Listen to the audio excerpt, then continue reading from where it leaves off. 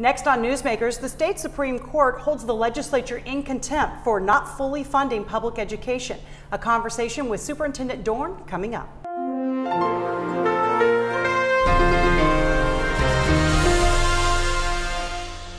Hi, welcome to Comcast Newsmakers. I'm Sabrina Register. Today we are in Olympia, the beautiful Governor's Mansion.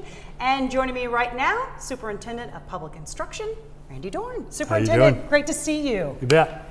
This is so timely because, of course, the McCleary decision, once again in the news, the state Supreme Court finding the legislature in contempt for not fully funding public education. What does this mean? What's your reaction?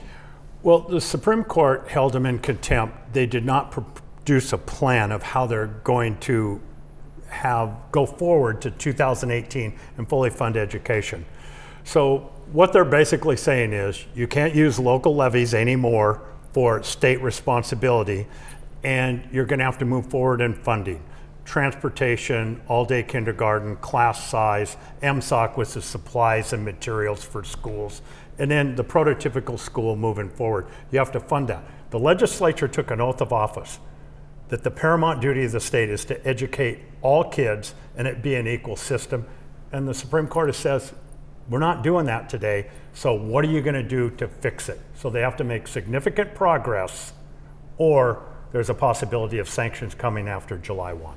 So they have to make that significant progress in the next legislative session, or like you said, sanctions might come. So what would those sanctions look like? We proposed in an amicus brief that one sanction might be if they gave any loopholes or tax give-backs to certain businesses, that those could be invalidated, or they could invalidate the whole budget and said, you didn't meet your constitutional paramount duty and you have to go back into session to make more progress. The determination will be how much progress do you have to make, how much money will be. And the court didn't say how much money, but the legislator's own attorney said, this is the Super Bowl, this is the Armageddon for education, this is it has to happen this session. So it's got to be big. Do you think the legislature is listening? I mean, do you think they will take it seriously? I believe when you hold somebody in contempt court, which means you're not doing something right, that you have to do something, correct it, and it's the highest court in the state, I believe it got the legislators and the governor's attention. So it sounds like you're satisfied with this decision from the state Supreme Court. I wouldn't say the word satisfied describes me correctly. I'm encouraged that this is going to mean business. It's going to be applying pressure. Yeah, this is applying the levers and the pressure and going to make it happen for the legislature. They know they have to do something, but there's a big degree of from here to here how they find the spot where they can agree on.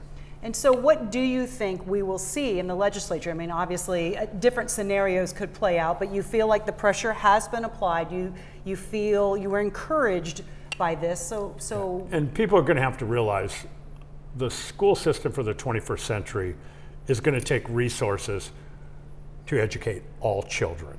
We have a much more complicated system today than it's ever been before. We have more poor kids in our system. We have more English as a second language system. We have more highly special needs kids in the system.